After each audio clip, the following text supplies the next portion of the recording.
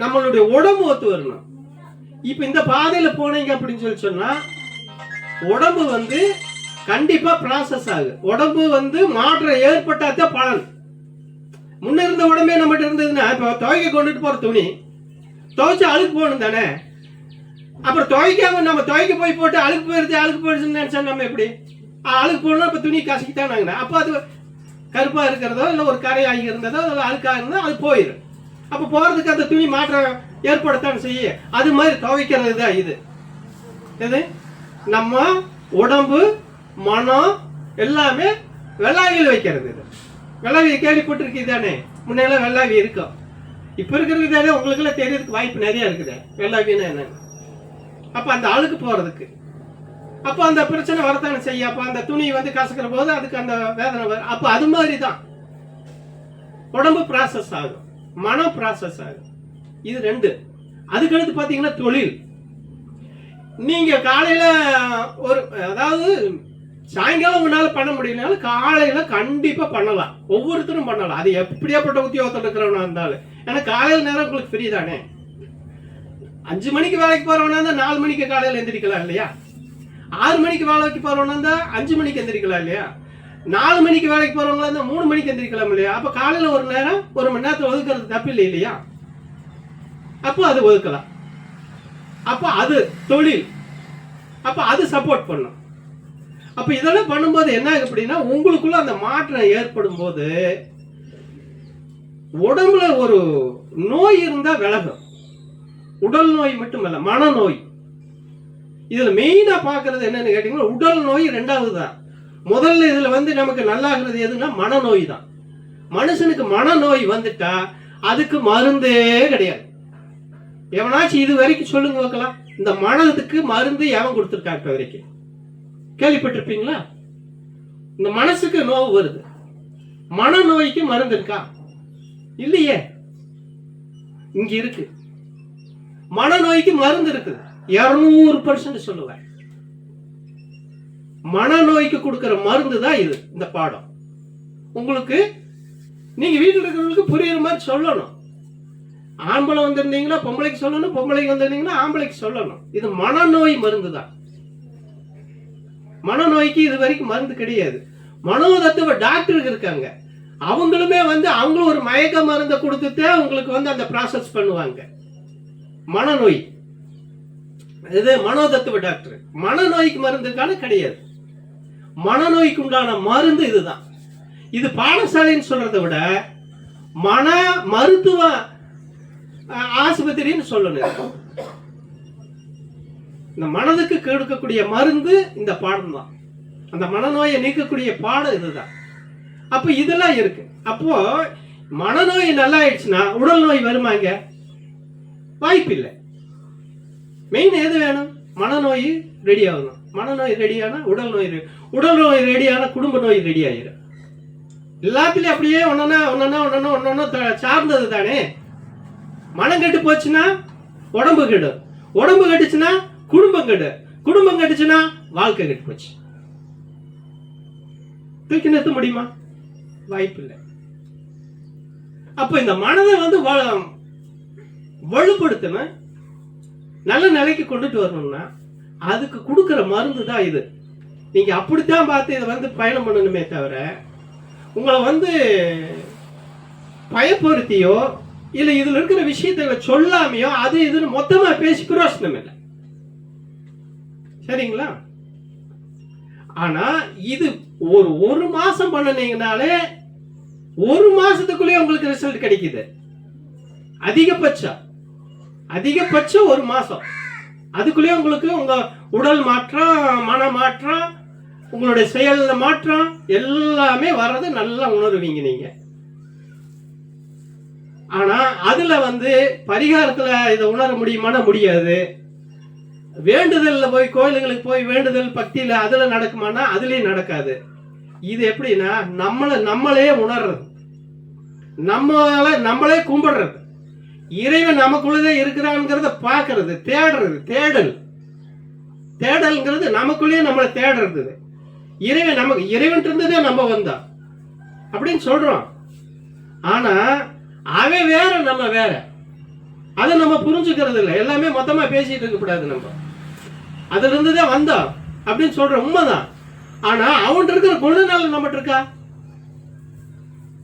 என் குணத்தான் அவன் 8 குணத்தை உடையவன். நம்மகிட்ட 8 குணம் இருக்குதா? அவன்கிட்ட இருக்கிற ஒரு குணம் நம்மகிட்ட இருக்கா மனுஷன்கிட்ட? அப்ப அவனுக்கு நாமளும் ஒண்ணுன்னா அவன், அதாவது அவனுக்கு சமமான நிலைக்கு நம்ம போலாம், அவனுக்கு அடியாரா போலாம், அவனுக்கு சேவை செய்யக்கூடிய இடத்துல இருக்கிற போது நமக்கு பாதுகாப்பு தானே. அப்படித்தான் இதை பார்க்கணும். அப்ப அப்படி பார்க்கணும்னா அவன் நமக்குள்ள இருந்தா தானே இது நடக்கும்.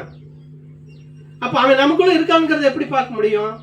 இந்த பாதையில நீங்க பயணம் பண்ணும்போது பார்க்க முடியும், உணர முடியும். அந்த உணர்வு உங்களுக்கு, உணர்வு நிலை உங்களுக்கு தானா வரும்.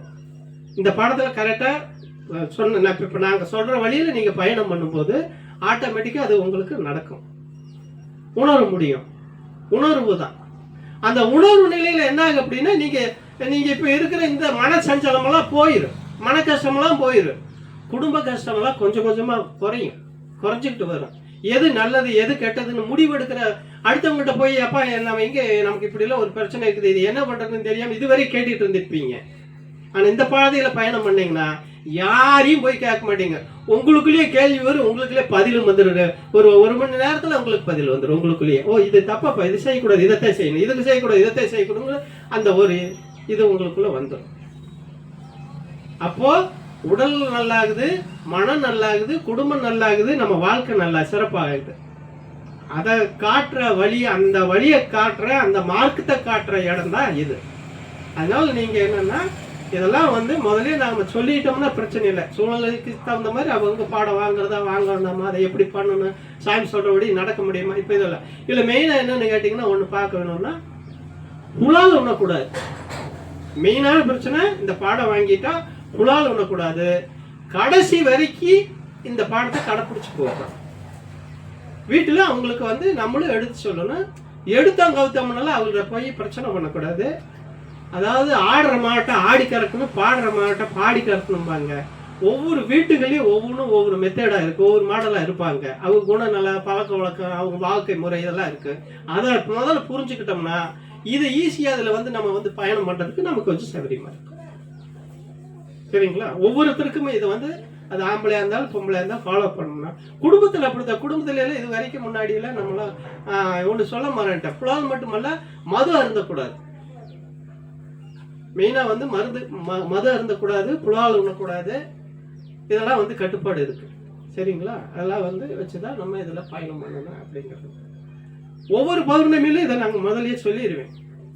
ஏன்னா வரவங்களுக்கும் அனுபவம் இருக்கிறவங்களும் அதை செஞ்சுட்டு இருக்கிறவங்களுக்கு தெரியாது, புதுசா வருவாங்க இல்லையா, அவங்களுக்காகவே இதை பேச வேண்டியது இருக்கு. அப்போ அந்த வகையில பாத்தீங்க அப்படின்னு சொன்னா எந்த ஒரு பொருளுமே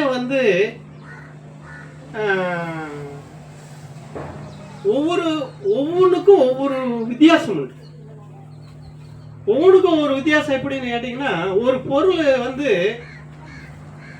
பொருள் உன்னை சேத்தனாத்தே உருவாகும். உன்னை சேத்தனாத்தே ஒரு சில பொருள் உருவாகும். ஒரு சில பொருள் கழிச்சா மட்டும்தான் உருவாகும். கழிச்சா மட்டும்தான். அப்போ கழிக்கணும்னா என்னன்னா, இப்ப உங்களுக்கு ஒரு உதாரணம் சொல்லணும்னா, இப்போ ஒரு கல் இருக்கு. ஒரு கல் இருக்குன்னா முதல்ல சொல்லியிருக்கேன், மறுபடியும் சொல்றேன். ஒரு கல் இருக்கு.